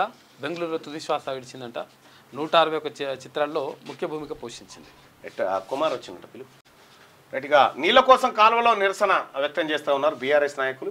సింగూరు నీళ్ళు ఇవ్వాలని వినతి. ఇగో ఎరువుల కోసం పడిగాపులు. తెలంగాణ రైతు కోసం రేవంత్కు ఏపీ ధ్యాస. బాబు కోసం కొత్త మోసం. బనకచెర్ల ప్రాజెక్టుపై న్యాయ పోరాటం అంటూనే చర్చలకు ఆరాటం. రేవంత్ రెడ్డి అత్యుత్సాహం, ఢిల్లీకి పరుగులు. జీబీ లింకును కేంద్ర సంస్థలే వ్యతిరేకిస్తున్న కాంగ్రెస్ సర్కార్కు ఎందుకు తహత? కేంద్ర మంత్రి నేతృత్వంలో అనధికార అపెక్స్ 16న ఇద్దరు ముఖ్యమంత్రులతో భేటీకి నిర్ణయం. ఏపీతో చర్చలకు ఆరాటం ఎందుకు? నిపుణులు. రేవంత్ తీరుపై అనుమానాలు, అభ్యంతరాలు వ్యక్తం చేస్తూ ఇల్లు ఒకటి. బనకచెర్ల కోసం రంగంలోకి కేంద్రం అట. జీబీ లింక్ కోసం గ్రౌండ్ ప్రిపేర్. నేడు వెదిరే శ్రీరామ్ ప్రెస్ మీట్ పెట్టబోతా ఉన్నాడట. ఉద్యోగుల భూమికి బిగ్గేశారంట. బిగ్ అంటే ఈ బిగ్ బాస్ అంటే ఎవరు? రేవంత్ రెడ్డి పేరు చెప్తా ఉన్నారు. బిగ్ బ్రదర్స్ అట వాళ్ళు. గాలం రెవెన్యూ మాయాజాలం అట. ఉద్యోగుల భూమికి గోపన్పల్లిలో 9,000 కోట్ల భూదందాలో కీలక మలుపు. కూకట్పల్లి కోర్టు ఉత్తర్వులను కొత్తగా తెరపైకి తెచ్చిన ప్రైవేట్ వ్యక్తి. ఉద్యోగులకు సమాచారం ఇవ్వకుండానే సర్వే చేసిన రెవెన్యూ అధికారులు. సైబరాబాద్ సిపిని కలిసి ఫిర్యాదు చేసిన ఉద్యోగ సంఘాల నాయకులు. ఆ సందర్భంగా బయటపడిన ఉత్తర్వులతో అవాక్కైన నాయకులు. ప్రైవేట్ వ్యక్తులకు రెవెన్యూ శాఖ ఒత్తాసు పలుకుతుందనే ఆరోపణలు. రికార్డులో లేని సబ్ డివిజన్లపై అధికారిక ఉత్తర్వులు. లేఅవుట్ మార్టిగేజ్ చేసిన తర్వాత ప్రైవేట్కు ద్వారాలు తెరిచిరట. చూసుకో. సీఎం గొప్పలు సభలో తిప్పలంట. స్పందించాలంటూ రేవంత్ పదే కోరినా పట్టించుకొని ప్రజలు. అసహనంతో బీఆర్ఎస్ పాలనపై అబద్ధాలు చెప్పిందట. అప్పుడేమో ఈళ్ళు సీటీలు కొట్టేటోళ్ళు ఉండే, ఇప్పుడు లేరన్నట్టు. బీసీ కోటాపై కాంగ్రెస్ బీజేపీ నిర్లక్ష్యం. 9వ షెడ్యూల్లో చేర్స్తేనే కోటా పదిలం. ఆర్డినెన్స్ ద్వారా అమలు సులభం కాదు. దాని ఆమోదంపై 2 పార్టీలు విఫలం. అయిష్టంగానే అడుగులేస్తున్న కాంగ్రెస్. అసలే పట్టించుకొని బీజేపీ నాయకులు. బీసీలను బలిపోషులను చేస్తున్న పాలకులు. సమాజ్వాదీ పార్టీ రాష్ట్ర అధ్యక్షుడు సింహాద్రి. ఇక గురుకులంలో ఫుడ్ పాయిజన్, 35 మంది విద్యార్థులకు అస్వస్థత. నల్గొండ జిల్లా ముదిగొండలో ఘటన. రాత్రి భోజనం, ఉదయం అల్పాహారం, తర్వాత కడుపు నొప్పితో పలువురు విలవిల. గురుకుల విద్యార్థిని ఆత్మహత్య చేసుకుందట. ఆత్మహత్యగా జారిపడ్డదని చెప్తా ఉన్నారు. ఈ లేని పంచాయతీలు పెడుతుంది. తెలంగాణ ప్రజలారా, ముఖ్యంగా బీసీ ప్రజలారా, మీ అందరికి ఒక రిక్వెస్ట్ చేస్తా ఉన్నా. బీసీ ఉద్యమాన్ని పక్కదారి పట్టించేటువంటి కుట్రలు జరుగుతూ ఉంటాయి. దయచేసి మనం వాళ్ళ ట్రాప్లో పడకూడదు. ఎట్టి పరిస్థితుల్లో బీసీ ఉద్యమం జరిగి తీరాల్సిందే. మనము మన ఉద్యమం వైపు వెళ్ళాల్సిందే. లోకల్ బాడీ ఎన్నికలు, రాజకీయాలు ఎట్లా చేయాలి, మన వాటా ఎట్లా సాధించుకోవాలి, దీనిపైన ప్రధానంగా ఫోకస్ పెట్టాల్సినటువంటి అవసరం.